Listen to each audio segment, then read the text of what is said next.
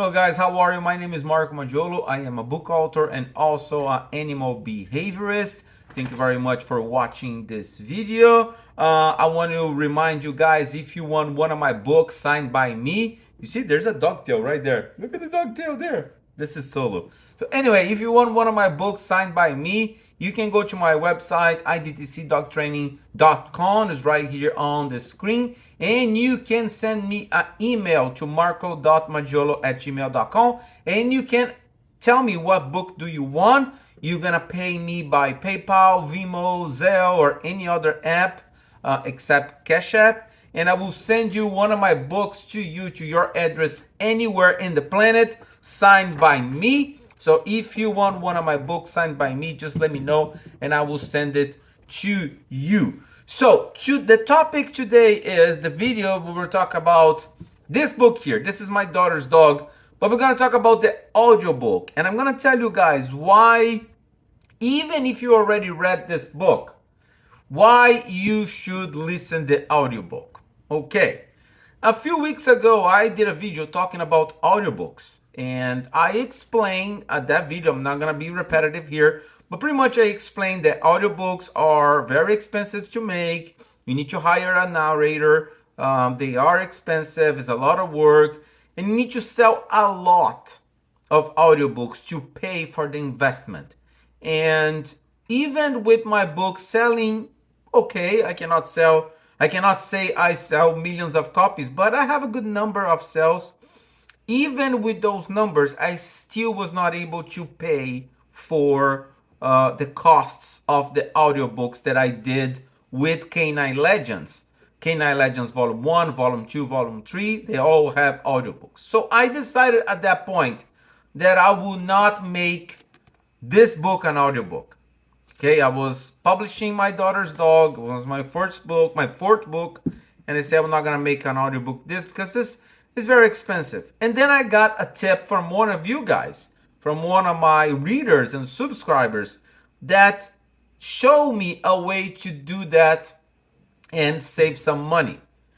And Audible, that is the audiobook platform from Amazon, they have a system where you can offer to the narrator part of the royalties and you don't need to pay up front.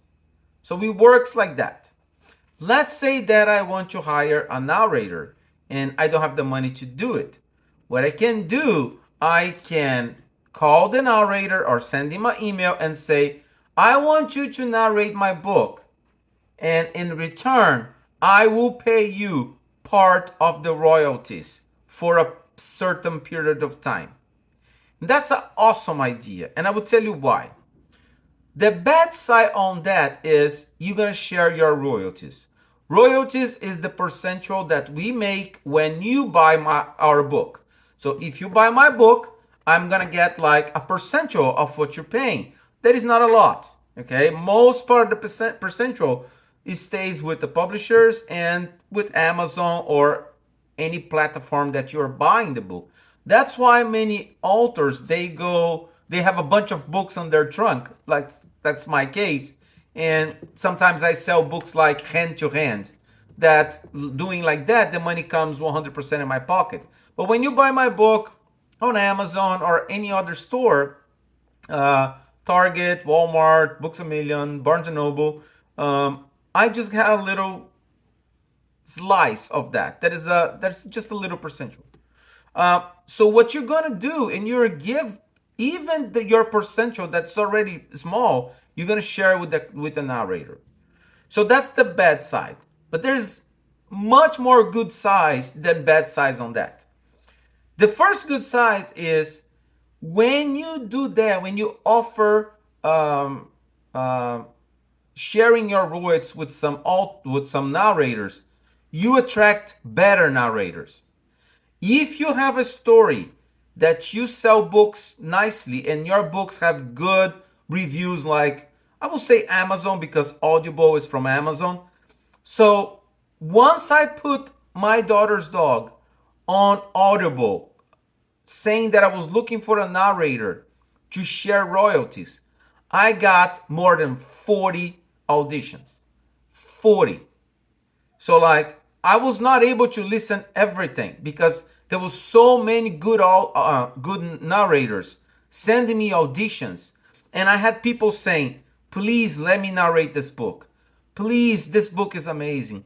Please, I'm relating with the story because I have a daughter." There was one of the narrators that say, "I lost one of my daughters, and I would love to narrate this book."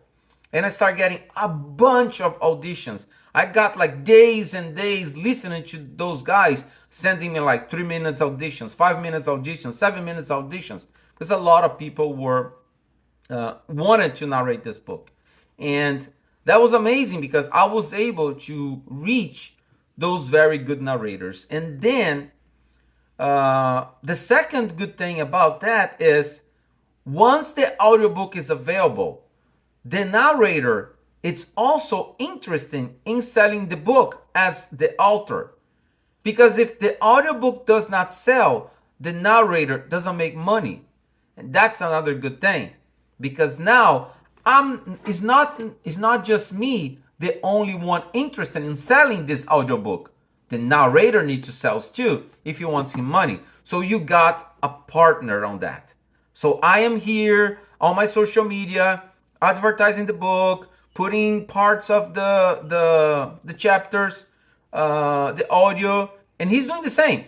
So we are both. You got a partner selling the book. Of course, I'm sharing my money. I am paying percentage to him, and you do that for a long time. Some contracts on Audible is like for 7 years. That means that every audiobook, every My Daughter's Dog audiobook that I sell for the next 7 years, I'm gonna share royalty with the narrator, or for 5 years. So there's different kind of contracts there. So it's good and bad, but at the end, I realized that, okay, I think I'm open to try that I never tried. All the Canine Legends audiobook, I pay up front, and I spent some thousands of dollars to pay for those narrators, the money that I still didn't see back. So I did that. I listened to a bunch of auditions and I chose a guy. And that guy was, oh my God. If you did not listen to the audiobook, My Daughter's Dog audiobook, yet, you have to. Even if you already read the book, it's like, first of all, from an author perspective, it's absolutely amazing when you hear somebody saying the words that you wrote, saying the dialogues that you wrote. It's like I can feel like a composer, and you go to a concert and people are singing and saying the words that he wrote. It's like absolutely amazing. It's a feeling that is like I never had in my life before. And second is the weight that he put in the story. It's absolutely amazing. This is a much more, everybody's saying that My Daughter's Dog is a very compelling story. It's very strong. It's about redemption. There's moments that they're very sad. It's a story of this man who lost everything. And when you listen to that, it becomes stronger. I'm gonna let you guys to listen a little part and take a listen to that. I walked away from the room and turned my attention back to the hallway. And that's when I saw her.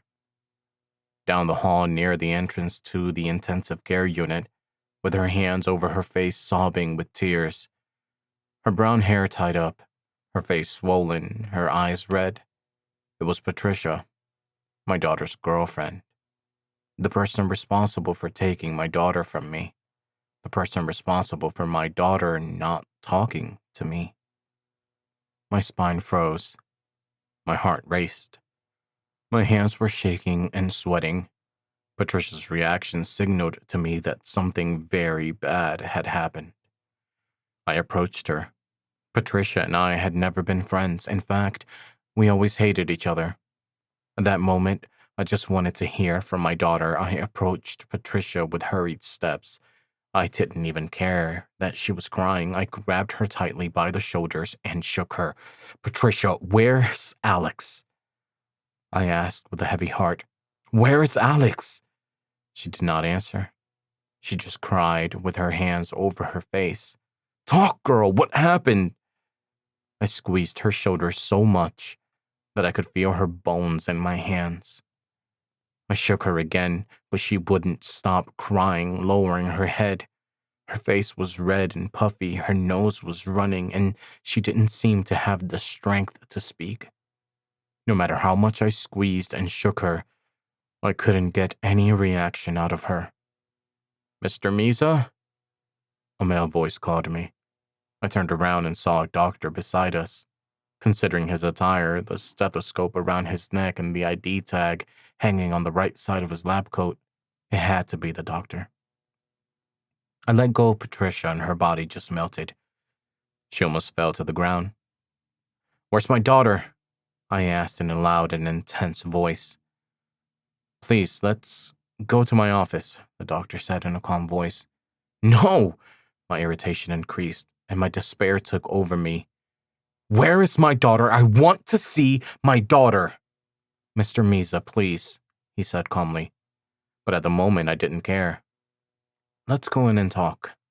The doctor pointed to a side room. Just tell me now, what happened to my daughter? I insisted, irritated and almost out of control. There has been an accident, he said. What accident? What kind of accident? So you guys can have an idea of what you're gonna have when you listen to my daughter's dog.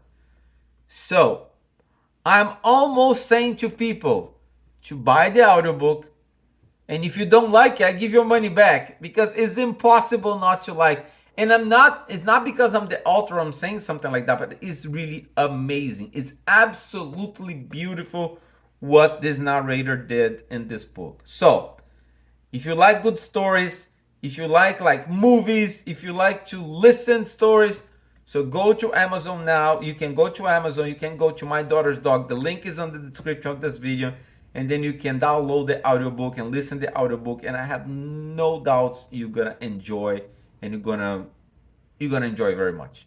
Thank you very much. Bye.